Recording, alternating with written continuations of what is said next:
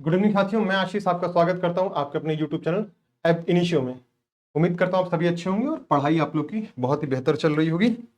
हम एक विशेष मुद्दे पर बात कर रहे हैं। मुद्दा ये है कि यूपी पीसीएस जो उत्तर प्रदेश लोक सेवा आयोग द्वारा कंडक्ट कराया जाता है, पीसीएस एग्जाम्स, उस एग्जाम्स को हम कैसे क्वालिफाई कर सकते हैं, उसके क्या क्या चरण होते हैं, उनके क्या सिलेबस हैं, पाठ्यक्रम क्या है, इन सभी पर हमें बात करना है। ठीक है, तो सबसे महत्वपूर्ण मुद्दे पर हम आगे बढ़ते हैं यूपी पीसीएस का कि क्या प्रोसेस आप अपनाएं कि आप एग्जाम्स क्वालिफाई कर सके। क्योंकि मैं देखता हूं मल्टीपल्स बच्चे ऐसे होते हैं जो लगातार एग्जाम्स तो देते रहते हैं साल दर साल, पर वो एग्जाम्स में लगातार फेल होते रहते हैं। और हमारा यहाँ फोकस होगा प्रीलिम्स एग्जाम्स कैसे आपका निकले, और जब प्रीलिम्स एग्जाम्स आपका क्वालिफाई हो तो मेंस में आप अच्छा परफॉर्म कैसे कर सकते हैं। उसके लिए हम एक रोड मैप समझने की कोशिश करते हैं कि पेपर कितने चरणों में पेपर को कराया जाता है। पेपर 3 चरणों में होता है उत्तर प्रदेश लोक सेवा का, प्रीलिम्स, मेंस और इंटरव्यू। इन 3 चरणों में पेपर होता है। हम समझेंगे कि प्रीलिम्स में क्या क्या चीजें आती हैं, कहाँ कहाँ आपको वेटेज देना है, किस किस हिसाब से प्रिपरेशन करनी है। फिर हम बात करेंगे मेंस का क्या सिलेबस है, मेंस को हमें कैसे देखना है, कैसे समझना है, और फिर हम बात करेंगे थोड़ा सा इंटरव्यू के बारे में। ठीक है, और ये तीनों इंटीग्रेटेड तौर पर तैयारी हुई थी। ये तीनों अलग अलग चरण में नहीं तैयार किए थे, ये एक साथ कॉम्प्रिहेंसिव मैटर में एक साथ प्रिपरेशन की जाती है। अलग अलग चरण के रूप में इनकी प्रिपरेशन नहीं होती है। ठीक है, तो आइए हम बात करते हैं। अगर इसके चरण की बात करते हैं तो यह 3 चरणों में इसके एग्जाम्स को कंडक्ट कराया जाता है। पहला चरण है आपका प्रीलिम्स एग्जाम्स। ठीक है, प्रीलिम्स एग्जाम्स। सेकंड चरण आपका मेंस एग्जाम है। ठीक है, और थर्ड चरण आपका इंटरव्यू है। क्या है? इंटरव्यू की बात करेंगे। प्रीलिम्स को हम प्रारंभिक चरण के नाम से भी जानते हैं, इसे हम प्रारंभिक चरण कहते हैं हिंदी में। ठीक है, प्रारंभिक चरण। ठीक है, ये प्रारंभिक चरण है। मेंस मतलब मुख्य चरण आपका, ये आपका मुख्य चरण है। और ये आपका साक्षात्कार है। क्या है? साक्षात्कार है। ठीक, अर्थात इंटरव्यू। यहाँ पे पर्सनालिटी संबंधित कुछ क्वेश्चन पूछे जाएंगे, आपके जीवन से रिलेटेड कुछ क्वेश्चन पूछे जाएंगे, कुछ आपके एजुकेशन बैकग्राउंड से क्वेश्चन पूछे जाएंगे। तो कुछ चीजें यहाँ पर हमें देखनी होगी, वो हम चीजें बाद में देखेंगे। तो हम एक एक करके एक एक चरण को उठाते हैं और एक एक चरण के बारे में हम समझने की कोशिश करते हैं कि हर चरण के अपने क्या क्या मतलब और क्या क्या महत्व हमें देखने को मिलता है। ठीक है, आइए यहां हम बात करते हैं प्रीलिम्स चरण की। ठीक है, प्रीलिम्स अर्थात प्रारंभिक चरण की हम बात करेंगे। तो जो प्रारंभिक चरण आपका होगा, प्रारंभिक चरण कैसा होगा? प्रारंभिक चरण में क्या आपको लिखना होगा? नहीं, प्रारंभिक चरण पूर्णतः ऑब्जेक्टिव होगा, अर्थात कहा जाए कि मल्टीपल चॉइस क्वेश्चन एमसीक्यू पर आधारित होगा, एमसीक्यू बेस्ड होगा, अर्थात एमसीक्यू बेस्ड होगा। प्रारंभिक चरण इसलिए बोल रहे हैं क्योंकि प्रारंभिक चरण का मतलब होता है कि यहीं से आपकी शुरुआत होगी, एंट्रेंस आपका यहीं से होगा मुख्य चरण की तरफ, इसलिए इसको प्रारंभिक चरण बोलते हैं। प्रारंभिक चरण का एक महत्वपूर्ण उद्देश्य यह होता है कि वो बच्चे जो सीरियस नहीं इस एग्जाम्स को लेकर के, उन्हें फिल्टर आउट करके उन्हें बाहर करना। अर्थात यह एक फिल्ट्रेशन का प्रोसेस है। इनमें से उन बच्चों को साइडलाइन करना, उन बच्चों को बाहर निकालने की कोशिश करना जो एग्जाम्स को लेकर के सीरियस नहीं है, और उन बच्चों का चयन करना जो एग्जाम्स को लेकर के बहुत ही ज्यादा सीरियस है, उन्हें देखना और उन्हें टारगेट करके उन्हें भीड़ से बाहर निकालने की यह पहला चरण होता है, जिसमें हम भीड़ से उन बच्चों को बाहर निकालते हैं जो बहुत सीरियस बच्चे होते हैं। अगर हम यहाँ एमसीक्यू की बात करते हैं, ऑब्जेक्टिव मल्टी, तो यहां देखते हैं हमें 2 पेपर यहां पे देखने को मिलते हैं। 2 पेपर, एक GS1 होता है, एक GS1, और दूसरा होता है GS2। GS2 अर्थात जनरल स्टडीज 1 और जनरल स्टडीज 2। ठीक है, जनरल स्टडीज 1 में अगर आप देखते हैं, ठीक है, जिसे हम सामान्य तौर पर सामान्य अध्ययन के नाम पे जानते हैं। ठीक है, तो जो सामान्य अध्ययन पेपर 1 है, इसमें 150 क्वेश्चन आपको देखने पड़ते हैं, 150 क्वेश्चन आपको यहां देखने को मिलते हैं, और टोटल 150 क्वेश्चन 200 मार्क्स में डिवाइड होता है। ठीक है, 150 क्वेश्चन 200 नंबरों पे सेट होता है, तो यानी कहा जाए यहाँ पे 150 क्वेश्चन आपको यहां देखने को मिलते हैं, और जिस पर आपको 200 मार्क्स जो है दिए जाते हैं। और 1/3 आपका निगेटिव होता है, 1/3 का निगेटिव मार्किंग भी आपको यहां देखने को मिलता है। ठीक है, 1/3, ठीक है, 1/3 निगेटिव मार्किंग भी आपको यहां देखने को मिलती है। ठीक है, 1/3 की निगेटिव मार्किंग भी आपको यहां देखने को मिलेगी।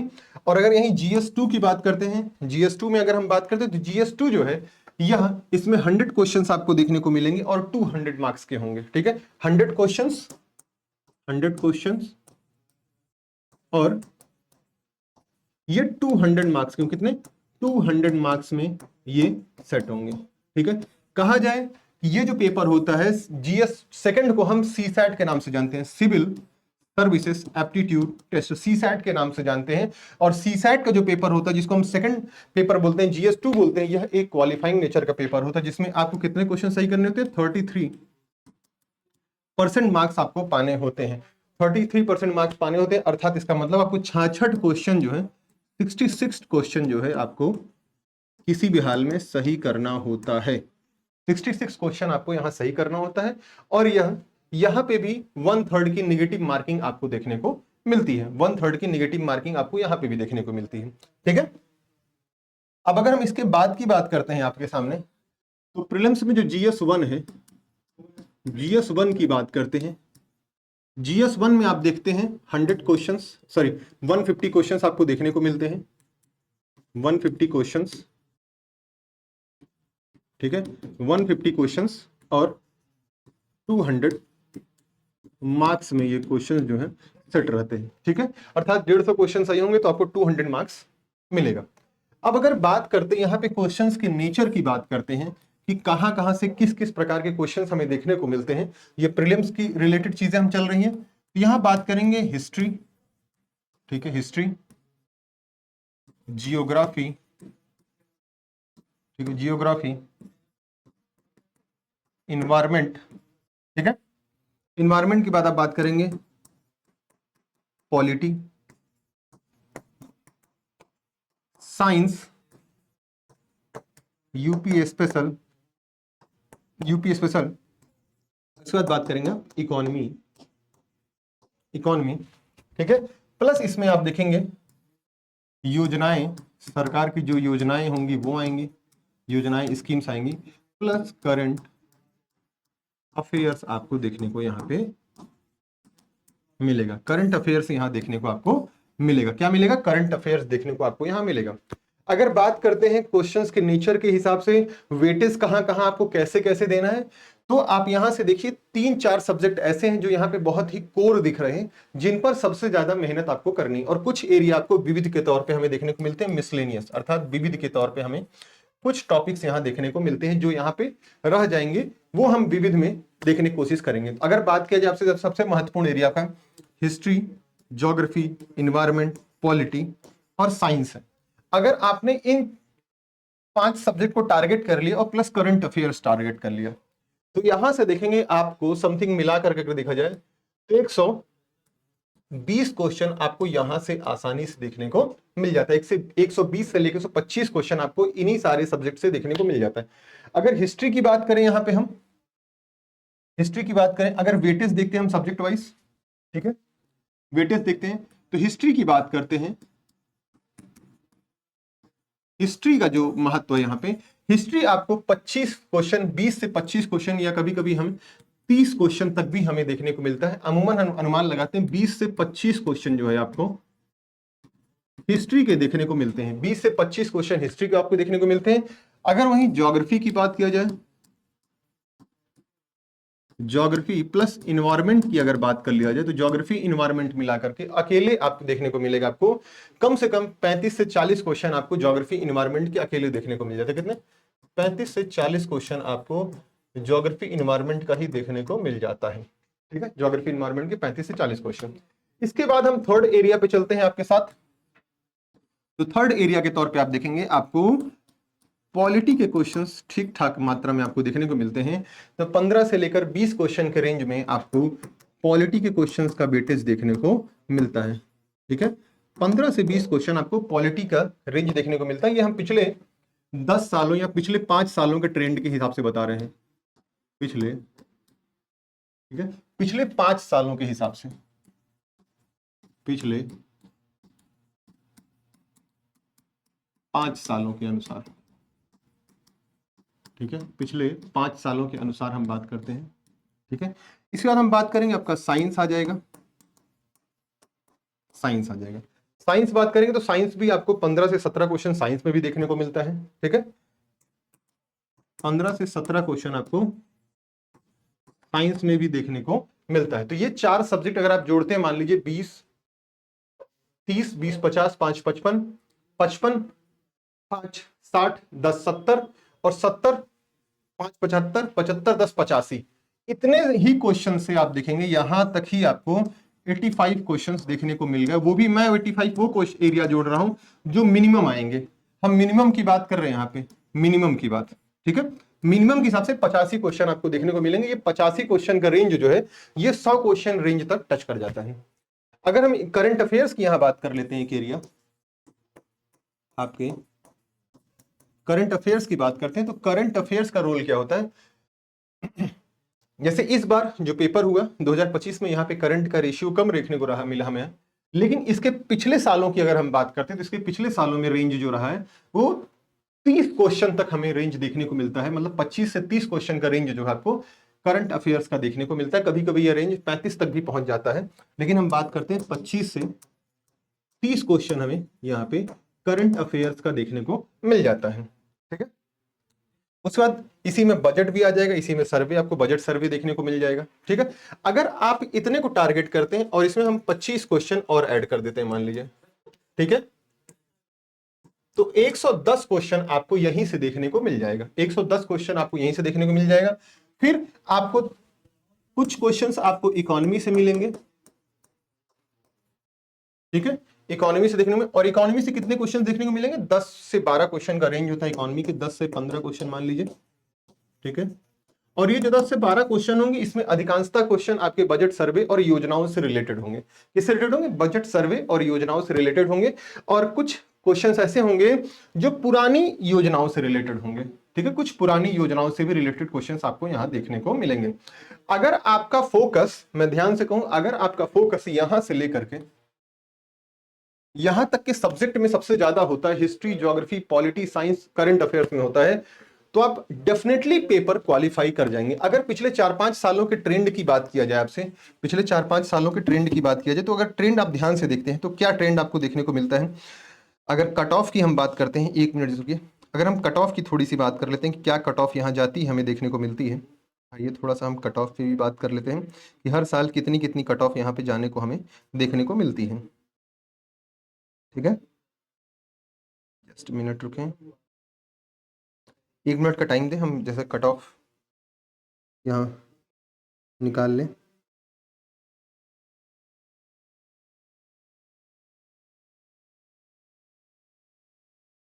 अगर पिछले साल के कट ऑफ में थोड़ा सा डिफरेंस है, पिछले साल कट ऑफ नहीं समझ में आ रहा है कि पिछले साल का कट ऑफ कितना गया है, उसके अलावा हम सारे कट ऑफ की बात करते हैं तो उसके अलावा जितने भी कट ऑफ आपको देखने को मिलेंगे वो नियर अबाउट क्या कट ऑफ मिलते हैं, एक एक करके हम सारे कट ऑफ की बात यहाँ कर लेते हैं। 2017 से लेकर 2025 तक के अप्रॉक्स क्या कट ऑफ बने हैं उस पर भी आपको अनुमान लग जाएगा।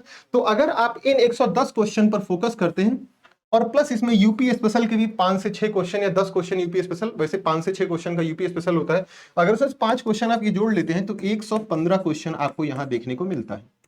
115 क्वेश्चन आपको यहां से देखने को मिलता है, ठीक है। तो आपका main core area history, geography, polity, science और करंट अफेयर्स होना चाहिए। इन्हीं कोर एरिया, अर्थात कोर एरिया में बात करें तो ये 4 subject, history, geography, polity, science, इस पर सबसे ज्यादा आपको फोकस करना चाहिए और यहीं से आपका एग्जाम्स जो है वो क्वालिफाई होगा। और करंट अफेयर्स डायनेमिक होता है, तो करंट अफेयर्स हर साल बदलता रहता है, तो हमें करंट अफेयर्स, बदलते करंट अफेयर्स के अनुसार हमें समझना होगा कि हमें किस करंट अफेयर्स के किस तरीके के ट्रेंड की तरफ हमें बढ़ना होगा, ठीक है। तो ये तो रहा आपके प्रीलिम्स में क्वेश्चन के वेटेज क्या क्या कैसे कैसे रहे हैं।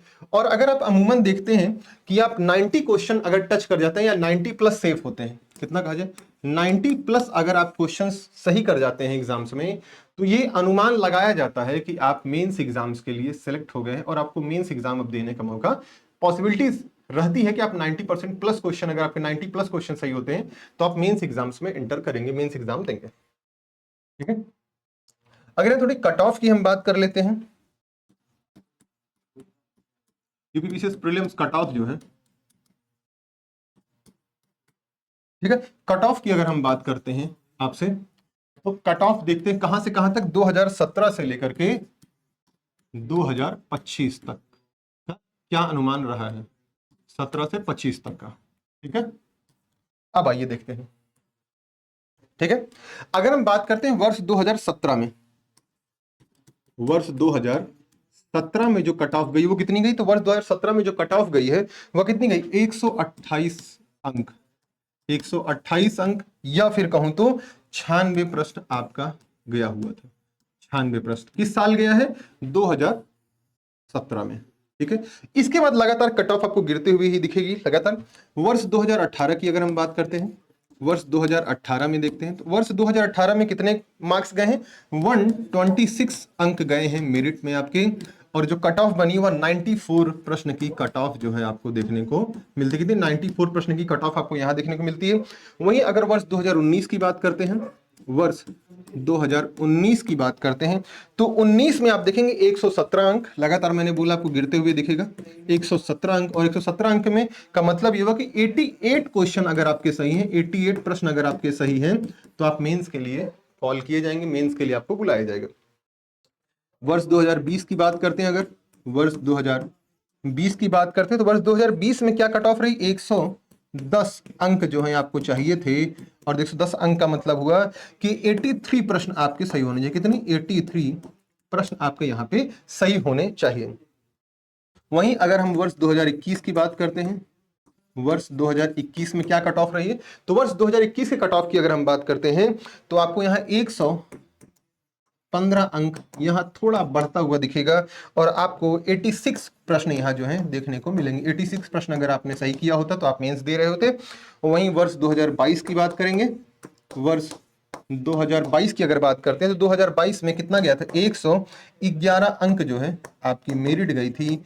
और क्वेश्चन नंबर ऑफ क्वेश्चन की बात करते हैं, तो 83 प्रश्न के आसपास आपका फिर से मेरिट बनती। कितने? 83 प्रश्न की मेरिट फिर से बनती है। और 22 के बाद हम बात करते हैं 23 और 24 की। वर्ष 2023 की बात करते हैं, तो 23 का जो अंक बना वह 125 अंक बना।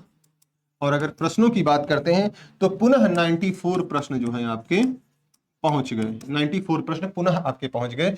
और अगर इसके बाद हम बात करते हैं वर्ष 2024 की, वर्ष 2024 की प्रॉपर क्या कट ऑफ गई है, किसी को अनुमान अभी तक सही से लग नहीं पाया है, लेकिन फिर भी जो एक अनुमान ये समझ में आ रहा है, 115 अंक का मतलब ये है कि अगर आप 85 प्लस प्रश्न थे, तो आपने मेंस तो अवश्य दिया होगा।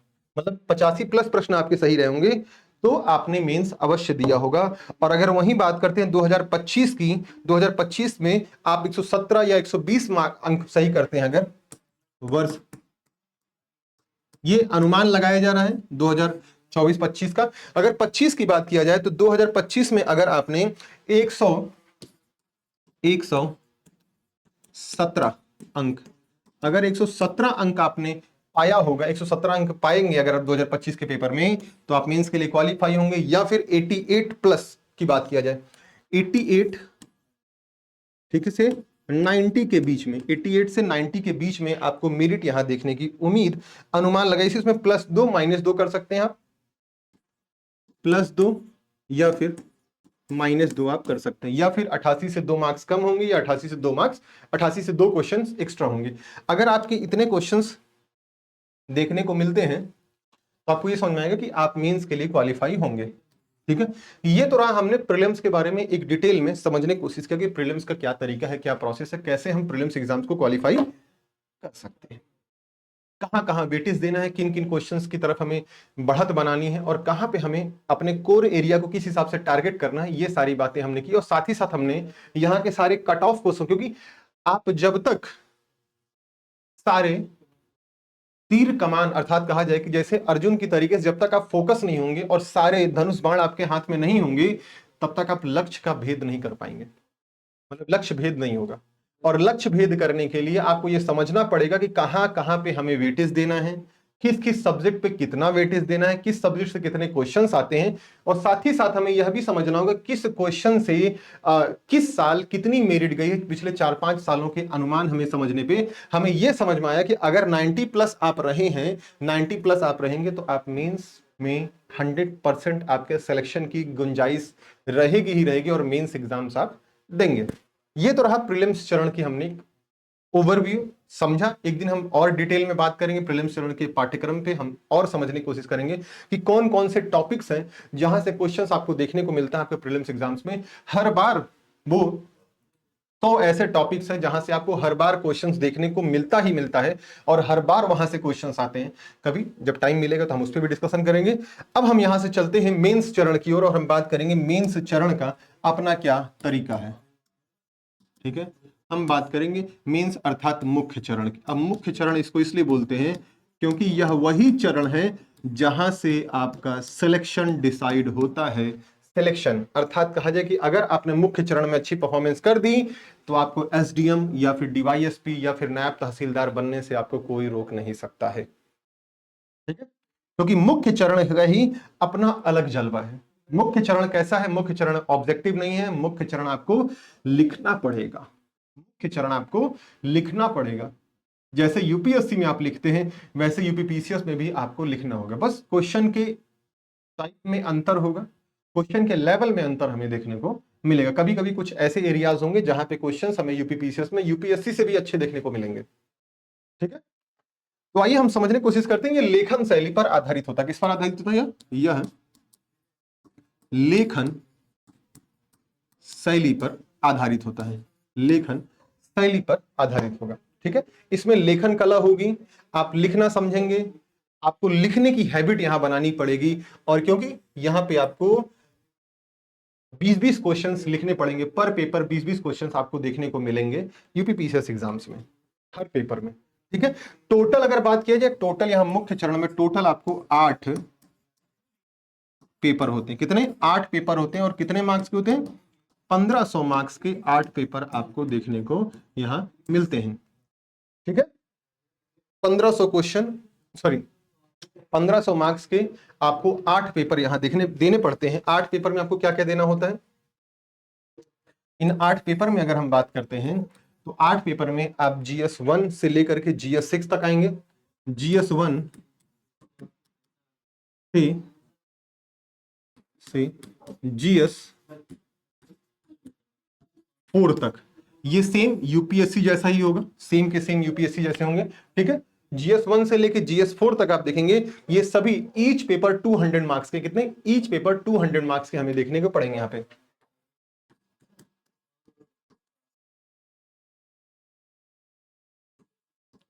Each paper 200 marks. ठीक है, ईच पेपर 200 मार्क्स का होगा GS1 से लेकर GS4। तो मतलब कहा जाए GS1, GS2, GS3, GS4 हर पेपर 200 200 200 200 मार्क्स का होगा। वहीं GS5 व GS6 की अगर बात करते हैं तो GS5 और GS6 भी जो हैं यह भी 200 मार्क्स के हैं। ईच पेपर 200 मार्क्स के होंगे। ठीक है, 200 मार्क्स के यहाँ पे आपको ईच पेपर देखने को मिलेंगे। और GS5 GS6 जो है यह यूपीएससी से अलग इस तरह से बनता है क्योंकि यहाँ पे क्या पूछा जाता है? यहाँ पे यूपी से संबंधित होता है, अर्थात यूपी स्पेशल होता है। यूपी पर इसका फोकस होता है कि यूपी की इकोनॉमी, यूपी का क्लाइमेट, यूपी का सॉइल। ठीक है, 28 की क्रांति में यूपी से किए गए लोगों का योगदान, भारतीय क्रांति में महिलाओं का योगदान यूपी से, इस प्रकार के क्वेश्चंस आपको देखने को मिलेंगे। या फिर डिजास्टर संबंधित क्वेश्चन भी पेपर 5 पेपर 6 में अगर जुड़ते हैं तो वह भी आपको कहां से देखने को मिलेंगे? पेपर 5 और पेपर 6 में सब कुछ यूपी से होगा। मतलब पेपर 5 पेपर 6 जो यहां पे बढ़त बना लेगा वही बच्चा पेपर क्वालिफाई कर पाएगा। ठीक है, वही बच्चा पेपर क्वालिफाई यहां पे कर पाएगा, वही बच्चा पेपर क्वालिफाई कर पाएगा। ठीक है, इसके अलावा एक पेपर आपको देखने को मिलेगा, हिंदी का पेपर होगा और एक निबंध का पेपर होगा। हिंदी का जो पेपर होगा 150 मार्क्स का और निबंध का पेपर 150 मार्क्स का होगा। हिंदी का पेपर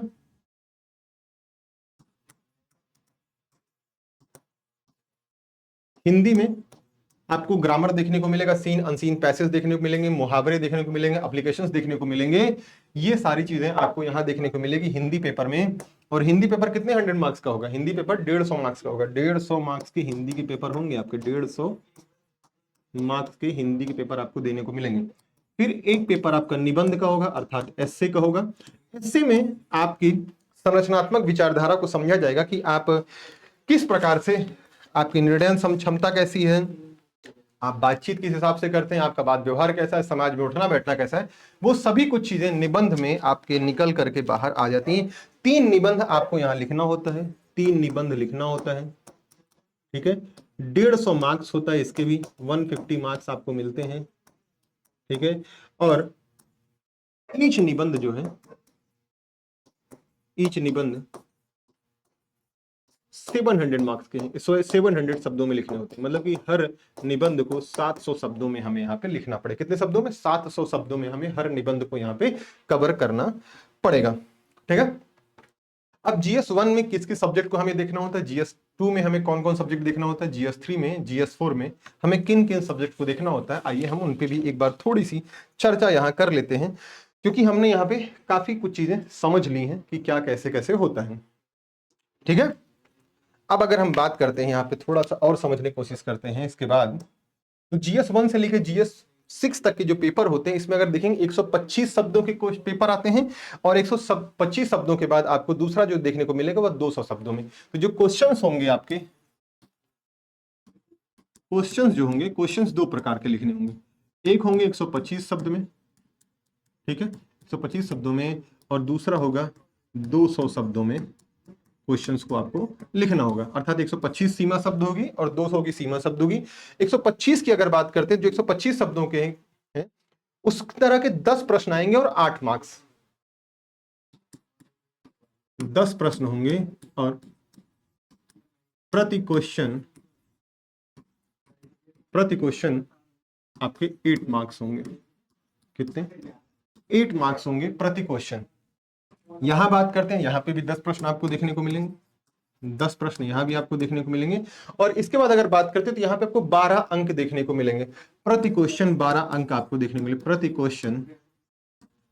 क्वेश्चन 12 अंक आपको यहां देखने को मिलेंगे, ठीक है, 12 अंक आपको यहां पे देखने को मिलेंगे। तो ये तो रहा क्वेश्चंस के नेचर को हमने समझा कि कितने शब्दों में क्वेश्चंस आते हैं। ये जो क्वेश्चंस होते हैं वो एकदम स्ट्रेट फॉरवर्ड होते हैं, इनको स्ट्रेट फॉरवर्ड तरीके से लिखना होता है, फैक्चुअल डाटा के साथ हमें लिखना होता है आंसर्स को। और इसमें थोड़ा सा डायनेमिक होते हैं। डायनेमिक का मतलब ये हो जाए कि कुछ क्वेश्चंस में 2 से 3 क्वेश्चन को मर्ज करके आपके क्वेश्चन आपके समक्ष रखा जाता है और फिर समझने की कोशिश किया जाता है। अर्थात कहा जाए कि ये थोड़ा ज्यादा एनालिटिकल होता है और ये थोड़ा सा आपका फैक्चुअल बेसिस पर आधारित होता है या फिर डायरेक्ट क्वेश्चन होता है, ठीक है। अब इसके बाद हम बात करते हैं जीएस पेपर 1 की। जीएस पेपर 1 की बात करते हैं। तो जीएस पेपर 1 में आप जो सब्जेक्ट देखेंगे वह आपको इतिहास देखने को मिलेगा। पहला मेजर सब्जेक्ट इतिहास होगा और इतिहास में सबसे बड़ा फोकस जो आपको करना होगा वह आधुनिक और कला संस्कृति पर सबसे ज्यादा फोकस करना पड़ेगा। अर्थात बात किया जाए हिस्ट्री की, यहां पे हिस्ट्री की बात की जाएगी। हिस्ट्री में क्या क्या आएगा आपका? आधुनिक आएगा, आधुनिक भारत का इतिहास, आधुनिक भारत का इतिहास। और दूसरा अगर हम बात करते हैं आधुनिक भारत के इतिहास के बाद, फिर हम बात करेंगे कला संस्कृति की और फिर बात करेंगे विश्व इतिहास की, प्लस कला संस्कृति। और कला संस्कृति की जो बात होगी वह एकदम एंशियंट टाइम से लेकर के वर्तमान तक से कनेक्ट किया जाएगा। अर्थात तो एंशियंट टाइम से लेकर आधुनिक तक की कला एवं संस्कृति को यहाँ कनेक्ट करने की कोशिश की जाएगी। साथ ही साथ विश्व इतिहास का एरिया भी आपको यहाँ देखने को मिलेगा, विश्व इतिहास भी यहाँ आएगा, ठीक है, विश्व इतिहास भी देखने को मिलेगा। विश्व इतिहास के बाद अगर आपको यहाँ देखेंगे, यहाँ पे आपको एक सब्जेक्ट और देखने को मिलेगा, वो भारतीय समाज देखने को मिलेगा। क्या मिलेगा? भारतीय समाज, भारतीय समाज आपको यहां देखने को मिलेगा। तो ये होगा आपका जीएस पेपर 1 का ये चरण है। आपके जीएस पेपर 1 में हमें हिस्ट्री और भारतीय समाज पर सबसे ज्यादा फोकस यहाँ पे करना होगा। साथ ही साथ अगर हम बात करते हैं इसके बाद यहाँ पे एक मेजर सब्जेक्ट होगा आपका, वो होगा आपका भूगोल। क्या होगा? भूगोल। तो जीएस पेपर 1 में आपको इतिहास और भूगोल दोनों सब्जेक्ट देखने को मिलेगा। इतिहास भूगोल, भूगोल में बात करते हैं तो आपको ज्वालामुखी संबंधित, संसाधन से, भूकंप से, इस तरह क्वेश्चंस, चट्टाने, समुद्र विज्ञान, जलवायु, इस तरह के क्वेश्चंस आपको देखने को मिलेंगे। अर्थात फिजिकल ज्योग्राफी देखने को मिलेगी, फिर आपको क्लाइमेटोलॉजी और फिर ओशिनोलॉजी से आपको क्वेश्चंस यहाँ पे देखने को मिलेंगे। हर एरिया से क्वेश्चंस आपको यहाँ पे देखने को मिलेंगे। इसके बाद बात करते हैं जीएस पेपर 2 की। जीएस पेपर 2 में हमें क्या क्या देखना होता है? जीएस पेपर टू की अगर हम बात करते हैं तो जीएस पेपर 2 में जो है हमें क्या क्या देखना होगा, जीएस पेपर 2 में आपको संविधान देखना पड़ेगा और शासन व्यवस्था को देखना पड़ेगा। मेजर रूल संविधान शासन व्यवस्था का होगा।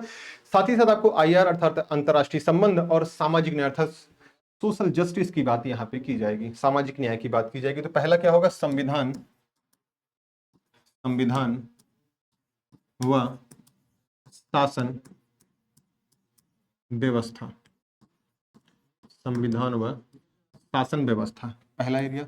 दूसरा हम बात करेंगे अंतरराष्ट्रीय संबंध की, आपके अंतरराष्ट्रीय संबंधों की बात करेंगे, किसकी, अंतरराष्ट्रीय संबंधों की बात करेंगे। और थर्ड नंबर पे जो बात करेंगे अंतरराष्ट्रीय संबंधों के अलावा जो बात करेंगे वह होगा आपका सामाजिक न्याय अर्थात सोशल जस्टिस की बात हम यहाँ पे करेंगे कि समाज में वो लोग जो बहुत नीचे हैं, जो मुख्य धारा से नहीं जुड़ पाए हैं, उनको हम समाज में कैसे जोड़े, उन्हें न्याय कैसे मिले, इसके बारे में हमें देखना होता है। अंतरराष्ट्रीय संबंध में हमें यह देखना होता है कि भारत के अपने जो पड़ोसी देश हैं उनके साथ कैसे रिलेशंस हैं और कैसे हम अपने संबंधों को लेकर चल रहे हैं, या हमारे संबंधों में आ रही कटुता को हम कैसे मधुरता में बदल सकते हैं। इस पर बेस्ड होता है पूरी तरीके के आपके आईआर के क्वेश्चंस। संविधान शासन व्यवस्था जब आप पढ़ेंगे तो संविधान को समझ में आएगा, गवर्नर की पावर, राष्ट्रपति की पावर, प्रधानमंत्री संबंधित, मंत्रिपरिषद संबंधित, इस प्रकार के क्वेश्चंस आपको देखने को मिलेंगे। फिर कहीं प्रस्तावना संबंधित क्वेश्चंस आपको देखने को मिलेंगे, तो फंडामेंटल राइट से क्वेश्चंस देखने को मिलेंगे। तो इनके बेसिक ढांचे से संबंधित क्वेश्चंस आपके सामने आपको देखने को मिलेगा। ठीक है, फिर इसके बाद हम बात करते हैं, अगर जीएस थर्ड की बात करते हैं, जीएस थर्ड में सबसे अहम रोल जो आपको देखने को मिलेगा वो होगा आपका इकोनॉमी का। इकोनॉमी का, इकोनॉमी के बाद अगर हम बात करते हैं यहाँ पे जो देखने को मिलेगा विज्ञान एवं तकनीकी देखने को मिलेगी, साथ ही साथ पर्यावरण एवं आपदा प्रबंधन, साइंस प्लस टेक आपको देखने को मिलेगा, इन्वायरमेंट प्लस आपदा, इन्वायरमेंट आपदा प्रबंधन, डिजास्टर मैनेजमेंट। ठीक है, तो ये रहा जीएस थर्ड में, जिसमें हम इकोनॉमी संबंधित अर्थात जो यूपी की इकोनॉमी है वो कैसे भारतीय इकोनॉमी में सपोर्ट कर सकती है। भारतीय इकोनॉमी $5 ट्रिलियन की अगर इकोनॉमी बनना चाहती है तो उसके लिए यूपी की इकोनॉमी या यूपी का बजट या यूपी के लोग कैसे सपोर्ट कर सकते हैं, इससे संबंधित क्वेश्चन होंगे। साइंस एंड टेक पे क्या होगा, अगर कोई नई टेक्नोलॉजी आई तो उस नई टेक्नोलॉजी संबंधित क्वेश्चन, जैसे ब्रह्मोस है तो ब्रह्मोस से संबंधित क्वेश्चन आपसे पूछे जा सकते हैं। तो मतलब नई टेक्नोलॉजी के अप्लाइड एस्पेक्ट से आपके क्वेश्चंस पूछे जा सकते हैं। इन्वायरमेंट एक अहम रोल है क्योंकि लगातार जलवायु परिवर्तन जैसी घटनाएं घटित हो रही हैं, और जलवायु परिवर्तन जब भी होता है तो बहुत सारी आपदाएं अपने साथ लेकर आता है, इसलिए इन्वायरमेंट और आपदा प्रबंधन जैसे सब्जेक्ट को हमें फोकस करना है, क्योंकि इन्वायरमेंट से ठीक ठाक क्वेश्चंस हमें देखने को मिल जाते हैं और ये आसानी से उठाए जा सकते हैं नंबर यहां से। और सबसे महत्वपूर्ण एरिया की बात करेंगे वो होगा जीएस फोर आपका। जीएस फोर की अगर हम बात करते हैं, जीएस फोर की, तो जीएस फोर में अकेले एक आपका सब्जेक्ट है, वह है आपका नीति शास्त्र। क्या है, नीति शास्त्र, अर्थात हम बात करेंगे एथिक्स की, यहां पे मोरालिटी की बात करेंगे। ठीक है, नीति शास्त्र की बात करेंगे, भ्रष्टाचार कैसे बचा सकता है, पुलिस प्रशासन के लोगों का व्यवहार कैसा होना चाहिए, पुलिस प्रशासन को अपनी जो प्रशासनिक ढांचे में है उसमें कैसे रहना चाहिए, इनसे संबंधित क्वेश्चंस हमें यहाँ देखने को मिलते हैं नीति शास्त्र से संबंधित। ठीक है, तो आसान क्वेश्चंस भी देखने को मिलते हैं और कई बार बहुत जटिल क्वेश्चन भी हमें यहाँ से देखने को मिलते हैं। तो नीति शास्त्र एक बहुत ही अच्छा सब्जेक्ट है और यहाँ से अच्छा मार्क्स आप गेन कर सकते हैं, क्योंकि देखिए हर पेपर में जीएस 1 से जीएस 4 तक में एक साथ कई सब्जेक्ट आपको देखने पड़ रहे हैं, पर नीति शास्त्र अर्थात जो आपका जीएस पेपर 4 है वहां पे अकेले सिर्फ और सिर्फ एक सब्जेक्ट आता है, वह है नीति शास्त्र अर्थात एथिक्स आता है, और सिर्फ एक सब्जेक्ट आपको देखने को मिलता है, वह है एथिक्स आपका। फिर हम बात करते हैं जीएस 5 की और जीएस 6 की। जीएस 5 प्लस जीएस 6 की अगर हम बात करते हैं यहाँ पे, तो यह किस पर आधारित होगा, यह उत्तर प्रदेश पर आधारित होगा, उत्तर प्रदेश पर आधारित होगा, पर आधारित होगा। मतलब कहा जाए कि उत्तर प्रदेश का इतिहास पूछा जाएगा, उत्तर प्रदेश का भूगोल पूछा जाएगा, उत्तर प्रदेश की सिक्योरिटी पूछी जाएगी, उत्तर प्रदेश के आईआर का क्या प्रभाव है, उत्तर प्रदेश की इकोनॉमी पर क्या प्रभाव पड़ रहा है, उत्तर प्रदेश का साइंस एंड टेक में क्या रोल है, उत्तर प्रदेश का सिक्योरिटी पर क्या रोल है। तो मतलब उत्तर प्रदेश से संबंधित जो संप्रदायवाद हो, मतलब कहा जाए कि जो एक तरीके से संघर्ष हो रहा है, जो जातिगत समस्याएं देखने को मिल रही, जो धार्मिक मुद्दे देखने को मिल रहे हैं, तो इस तरह के क्वेश्चंस जो हमें यूपी में अर्थात GS5 और GS6 में हमें देखने को मिलेगा। तो ये तो रहा मेंस का पूरा हमने ड्राफ्ट किया, मेंस के बारे में समझने की कोशिश किया। और बेसिक्स हम यहां थोड़ा सा बात कर लेते हैं आपसे साक्षात्कार की। साक्षात्कार में अगर आपसे बात किया जाए, साक्षात्कार,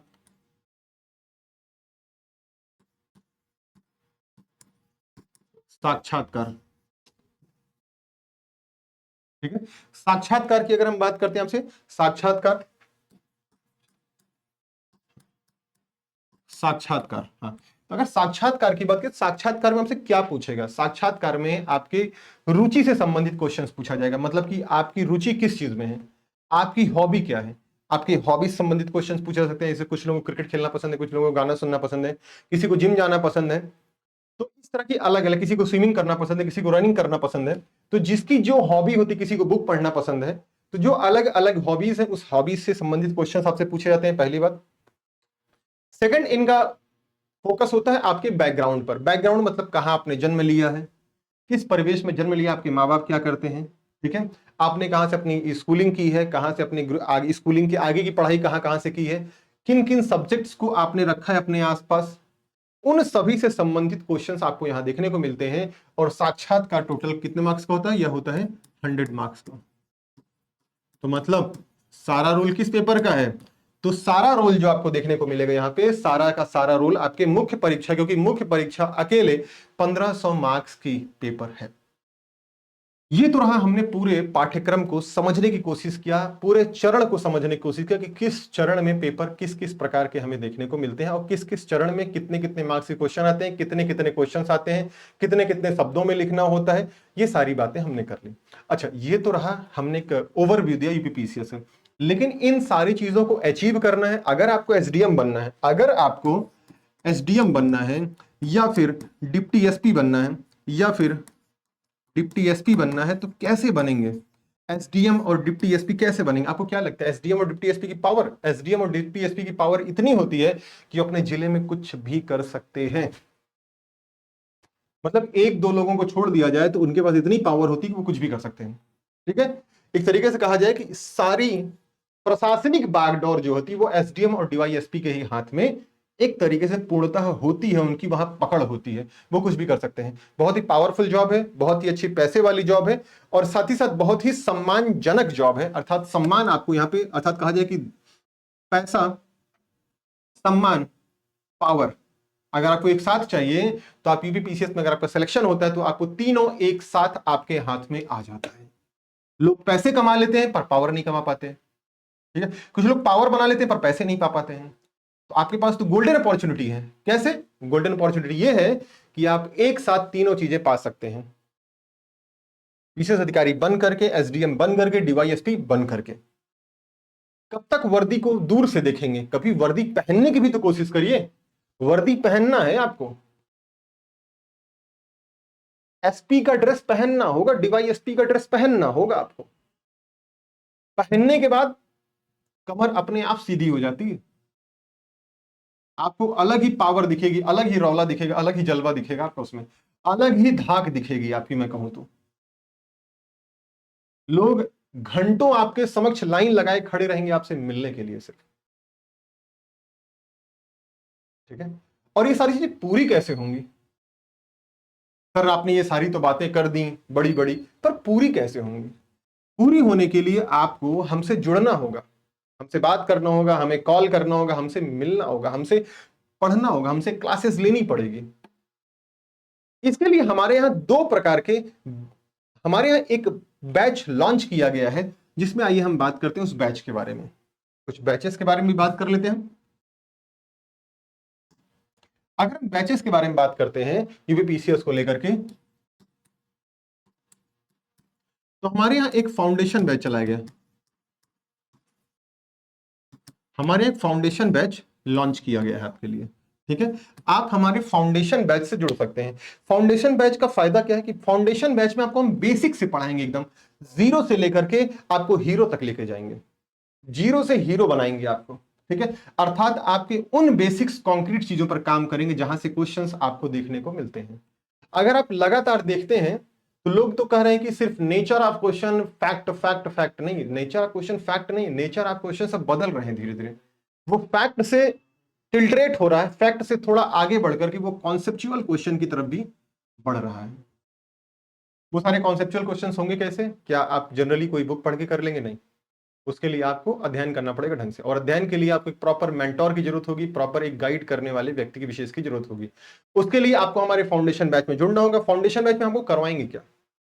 फाउंडेशन बैच में जितने भी सब्जेक्ट आपके एग्जाम्स ओरिएंटेड है, एग्जाम्स रिलेटेड है, जैसे history, geography, polity, economy, science, environment, UP special, plus ethics, social justice, सामाजिक व्यवस्था, अंतरराष्ट्रीय संबंध, इंटरनल सिक्योरिटी, ये सभी के सभी, साथ ही साथ पेपर 5 और पेपर 6, ये सभी चीजें आपको फाउंडेशन बैच में कराई जाएंगी। अब फाउंडेशन बैच में कराया कैसे जाएगा? क्या आपको नोट्स प्रोवाइड कर दिया जाएगा? नहीं, फाउंडेशन बैच में आपको प्रॉपर एक एक चीजें लिखवाई जाएंगी, हैंड रिटन, आपको लेक्चर दिए जाएंगे, आपको प्रॉपर लाइव क्लासेस मिलेगी, आपको लिखवाया जाएगा हर एक चीज, हर एक चीज की हैंड रिटन प्रॉपर नोट्स बनवाई जाएगी विद डायग्राम, और साथ ही साथ नोट्स नहीं बताया जाएगा, बनाया जाएगा। फिर आपको यह भी बताया जाएगा कहां एरिया जो है ऐसा है जो कौन सा प्रीलिम्स का एरिया है पूर्णतः और कौन सा एरिया मेंस का है, हम उस पर भी आपको फोकस करवाएंगे।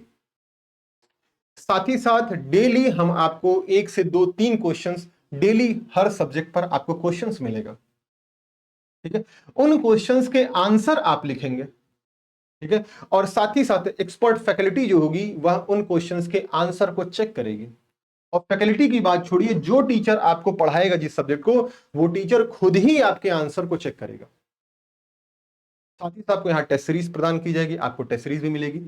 तो फाउंडेशन बैच में ओवरऑल कॉम्प्रिहेंसिव तरीके से आप टोटली पूरी तैयारी, पीसीएस की जितनी डिमांड है वो सारी डिमांड आप फुलफिल कर सकते हैं फाउंडेशन बैच के माध्यम से। फाउंडेशन बैच का जो ड्यूरेशन होगा वो 10 से 12 माह का ड्यूरेशन होगा, ठीक है, 10 से 12 माह में आपका हम फाउंडेशन बैच कवर कराएंगे पूरी तरीके से। यह फाउंडेशन बैच जो होगा यह 2026 यूपी पीसीएस, यूपी पीसीएस के लिए है। तो जो यूपी पीसीएस बच्चे देना चाहते हैं 2026 में, वो हमारे इस फाउंडेशन बैच में जुड़े, क्योंकि जिन्हें लग रहा है कि सर हमारा एकदम न्यू, हमारी बेसिक से प्रिपरेशन नहीं हो पाई है, हमने बहुत अच्छे से पढ़ाई नहीं की है, हमने एनसीईआरटी पे बहुत अच्छी पकड़ नहीं बनाई है, हमारी स्कूलिंग बहुत अच्छी नहीं हुई, तो वो हमारे साथ जुड़े, हम उन्हें बेसिक से फंडामेंटल से एकदम एक एक चीज पढ़ाएंगे और कहानी के साथ आपको हर एक चीज आपके दिमाग में फीड कर देंगे, अर्थात कहूं तो स्पून फीडिंग कर देंगे, इस प्रकार से कि आप चीजें सिर्फ आपके दिमाग में लगातार आपको वो चीजें विजुलाइज होती रहेंगी, दिखती रहेंगी, समझ में आती रहेंगी सारी चीजें। पहली बात तो ठीक है।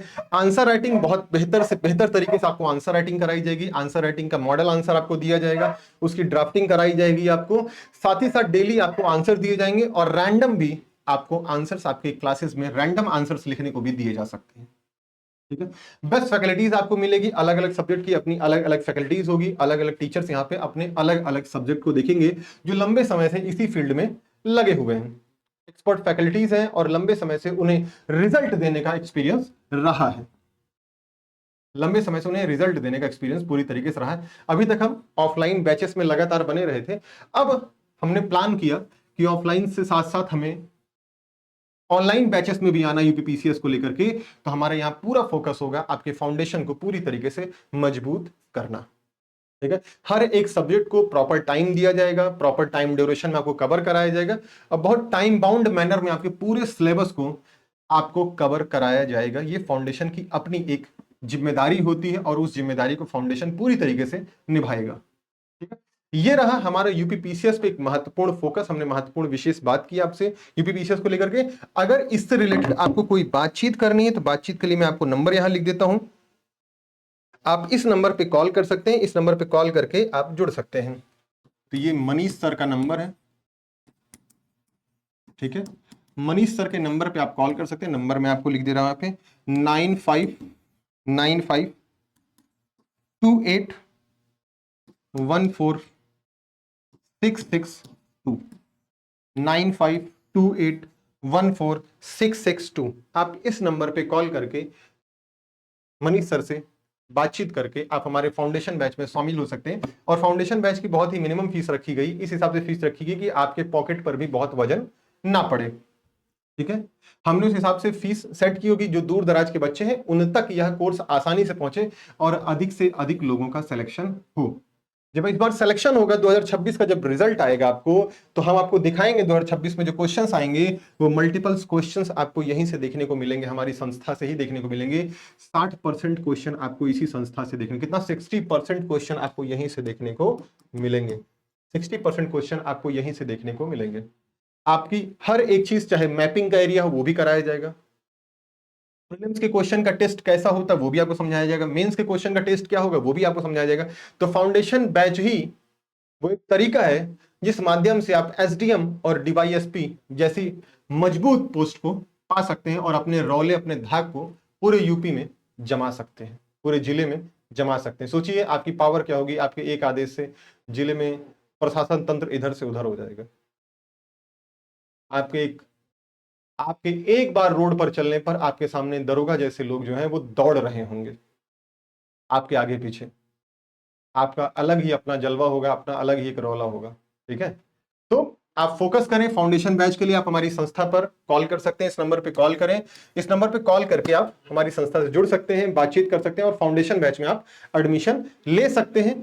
फाउंडेशन बैच बहुत ही महत्वपूर्ण होगा और बहुत ही सिलेक्शन आपको दे के जाएगा, इसकी गारंटी मैं आपको देता हूं। आपका सिलेक्शन अवश्य होगा और 100% आपका सिलेक्शन होगा। चलिए मैं अपनी बात ये समाप्त करता हूं। जय हिंद, जय Bharat, bye bye, take care, ख्याल रखें।